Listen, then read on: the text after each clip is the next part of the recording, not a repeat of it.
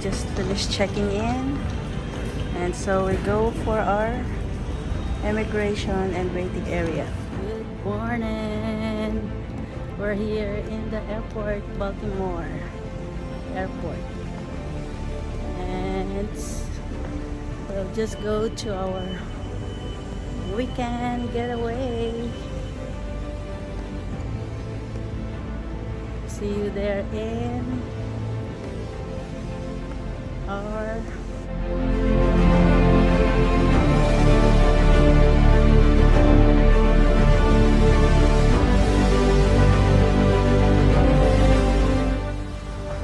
it's only 3:30 in the morning. Baltimore Washington Airport.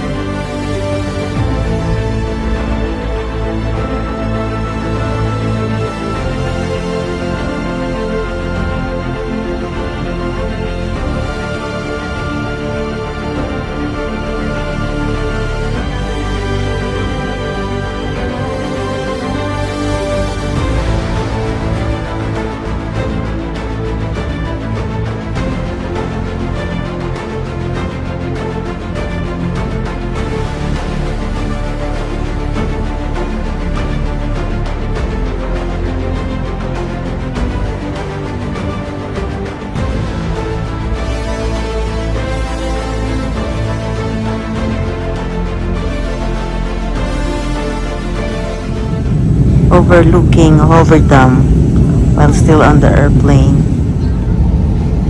Nakikita na natin ang Las Vegas. Magla-landing time na.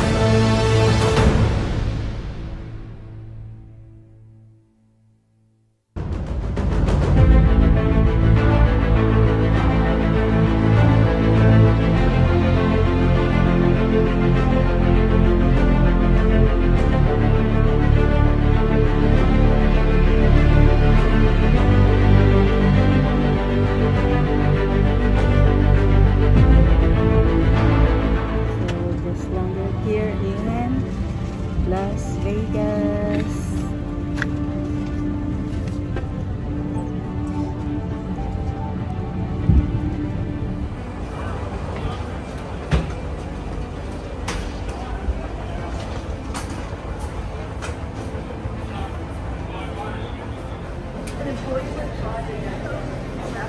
So,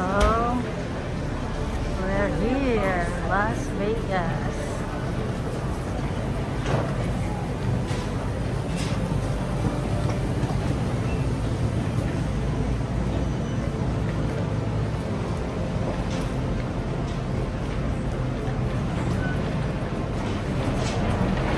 Just landed Las Vegas. So, here we come.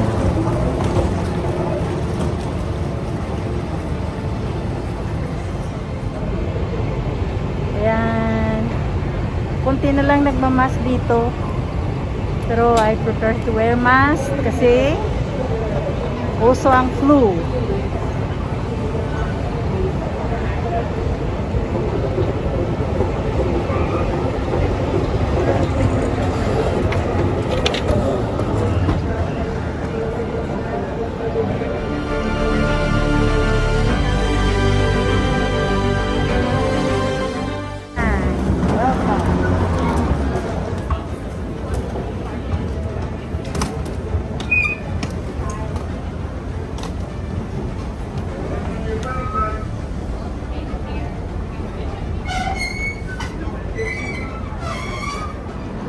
So, sasakay kami sa tram for baggage claim.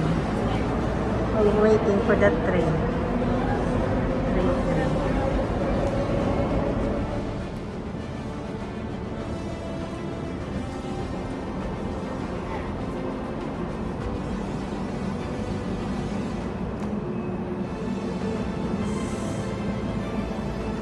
See, it's 3:10. What happens here only happens here in Las Vegas.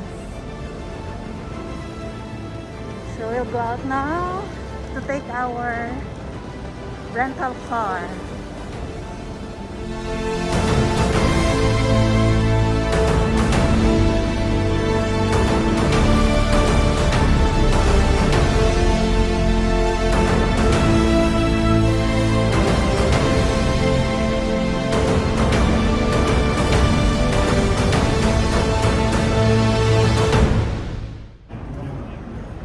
Oh, rent-a-car shuttle na to. Rent-a-car shuttle. So, dito tayo ngayon. Kumukuha ng sasakyan. Or in rental car. Hertz.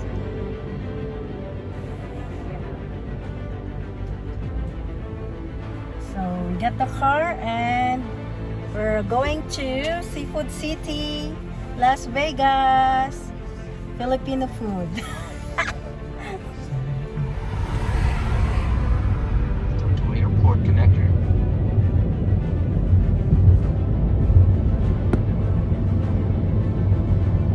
Ayan ang airport.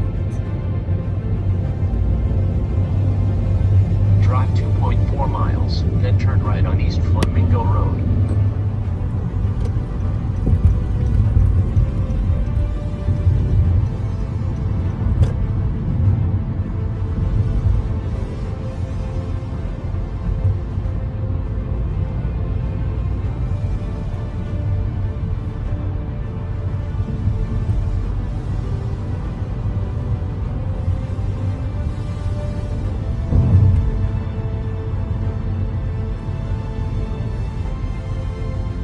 We're here na. Oh.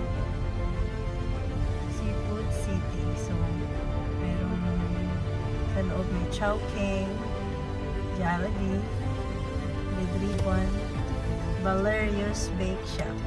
So, at least, ayun na tayo mga pagkain kinain ulit. Yan. Kain muna kami ha. So, we're here in Seafood City, inside Seafood City. We just had our lunch. And, tingnan natin mga pagkain. Okay? Okay, tingnan natin yung mga food nila. Dessert nila. May buko pandan, leche flan, salad, macaroni salad. And let's see the food.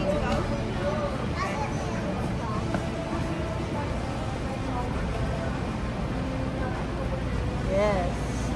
Ready to eat na to. And grill. At yeah. Dito sa kabila, there is Red Ribbon, Jollibee. And the other one is Chowking. And outside there is the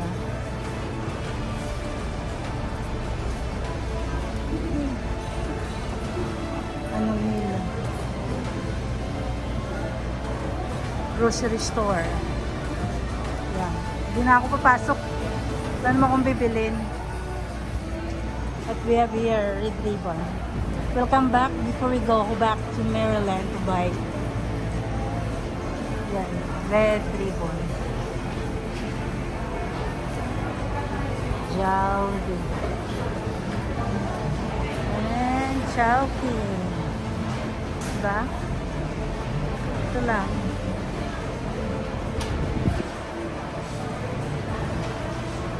Seafood City.